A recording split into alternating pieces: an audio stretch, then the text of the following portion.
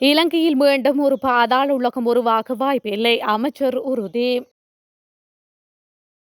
ரணில் கோட்டாபயவிற்கு ஏற்பட்டுள்ள கடும் சிக்கல் நிலை, நீதிமன்றம் அளித்த அதிரடி உத்தரவு. சுனில் வட்டுக்கலவின் கருத்து விசாரணை அதிகாரிகளை அவமானப்படுத்தியுள்ளது, சஞ்சீவ எதிரிமான ஆதங்கம். ரணில் சஜித் அணிகள் இணைந்து செயல்பட முடிவு. கவிழ்ந்தது பிரான்ஸ் அரசு, பதவி விலகினார் பிரதமர். யாழில் அதிரடி, தென்பகுதியில் இருந்து வந்த எரிபொருள் தாங்கி சாரதி ஐஸ் போதைப்பொருளுடன் அதிரடி கைது.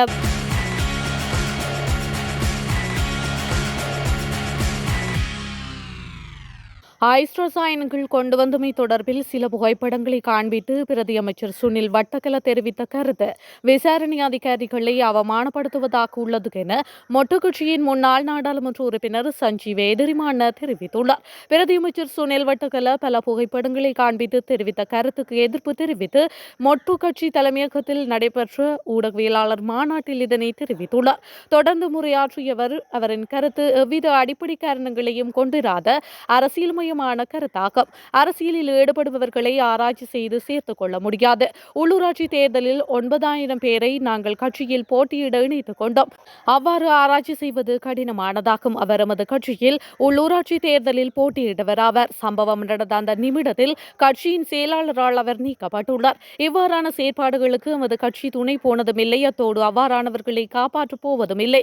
ஈஸ்டர் தாக்குதலில் சம்பந்தப்பட்ட இப்ராஹிம் அவரின் 2 மகன்களும் தற்கொலையாளிகளாக உயிரை மாய்த்துக் கொண்டனர். அவர் தேசிய மக்கள் சக்தியின் தேசிய பட்டியல் உறுப்பினராக இருந்தார். அவ்வாறான ஒரு நிகழ்வாகவே நான் இதையும் பார்க்கின்றேன். அது தொடர்பில் அன்று ஜனாதிபதி அனுரவும் நான் மேற்குறிப்பிட்ட கருத்தையே தெரிவித்திருந்தார்.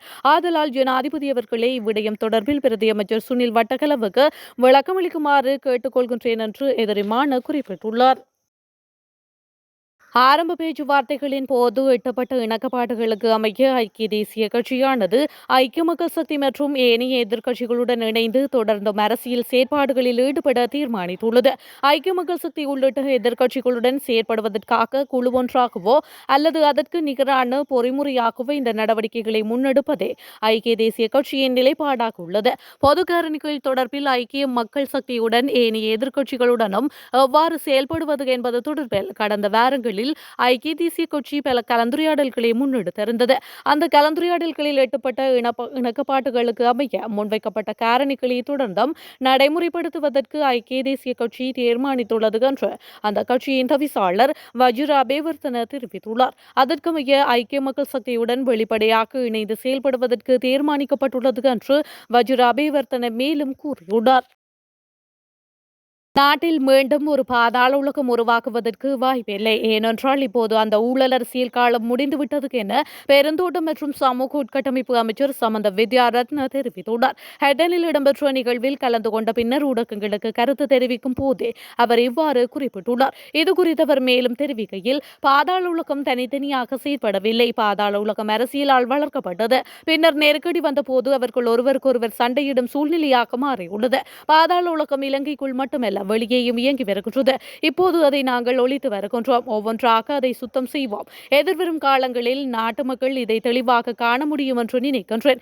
இப்போது பாதாள உலகத்திற்கு மன்னிப்பில்லை. எனவே பாதாள உலகத்தை சுத்தம் செய்வது நிச்சயமாக முன்னெடுக்கப்படும். இப்போது பாதாள உலகம் இலங்கைக்குள் மட்டுமே செயல்படும் ஒன்றில் என்பதை யாராலும் புரிந்து கொள்ள முடியும். பாதாள உலகம் இலங்கையை சர்வதேச மட்டத்திற்கு கொண்டு சென்றுள்ளது. பின்னர் அந்த அளவிற்கு பாதாள உலகத்திற்கு யார் உணவளித்தனர்?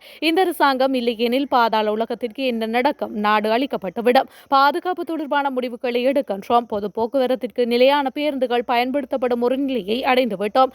அந்த நடவடிக்கைகளை நாம் முன்னோக்கி எடுக்க வேண்டும். அதனால் தான் 76 ஆண்டுகளாக தவறான பாதையில் சென்ற ஒரு நாட்டை 2 நாட்களில் சரியான பாதைக்கு கொண்டு வருவது எளிதான காரியமல்ல.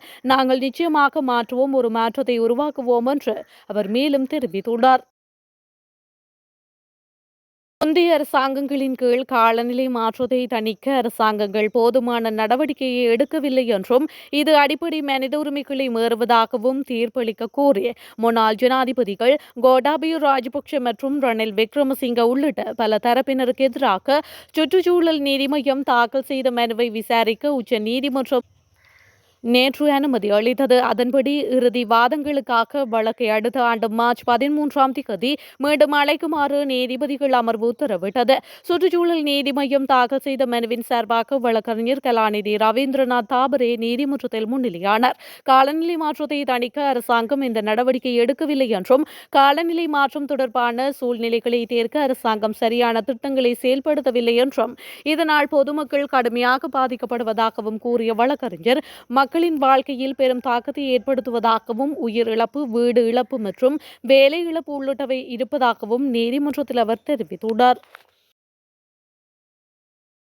எரிபொருள் தாங்கி சாரதி ஐஸ் போதைப் பொருளுடனும் போதையில் வாகனம் செலுத்திய நிலையிலும் நேற்று சாவகச்சேரி காவல்துறையினரால் கைது செய்யப்பட்டுள்ளார். முத்துராஜவில பகுதியில் இருந்து யாழிற்கு எரிபொருள் ஏற்றி வென்ற எரிபொருள் தாங்கியினை யாழ் மன்னார் வீதியில் சங்குப்பட்டி பாலத்திற்கு அண்மையாக சோதனையிட்ட போது சாரதியிடமிருந்து ஐஸ் கஞ்சா பொருட்கள் கைப்பற்றப்பட்டதுடன் சாரதி கைது செய்யப்பட்டு மருத்துவ பரிசோதனைக்கு உட்படுத்திய நிலையில் சாரதி ஐஸ் மற்றும் கஞ்சா பயன்படுத்திய நிலையில் வாகனத்தை செலுத்தியமை உறுதி செய்யப்பட்டுள்ளதாக காவல்துறை தெரிவிக்கின்றனர். கைது செய்யப்பட்ட நபரை இன்றைய தினம் சாவகச்சேரி நீதிமன்றத்தில் முற்படுத்தும் நடவடிக்கையில் சாவகச்சேரி காவல்துறையினர் நடவடிக்கை மேற்கொண்டுள்ளமையும் குறிப்பிடத்தக்கது.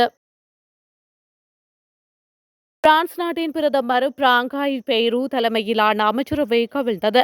9 மாதங்களுக்கு முன் பதவிக்கு வந்த பிராங்காய் பெய்ரு அரசின் செலவுகளை சிக்கனமாக மேற்கொள்வது அவசியம் என்ற தன் நிலைப்பாட்டுக்கு ஆதரவு கோரி நம்பிக்கை வாக்கெடுப்புக்கு அழைப்பு விடுத்திருந்தார். பிரான்ஸ் நாடாளுமன்றத்தில் நடைபெற்ற நம்பிக்கை வாக்கெடுப்பில் பிரதமர் பிராங்காய் பெய்ருக்கு எதிராக 364 எம்பிக்கள் வாக்களித்தனர்.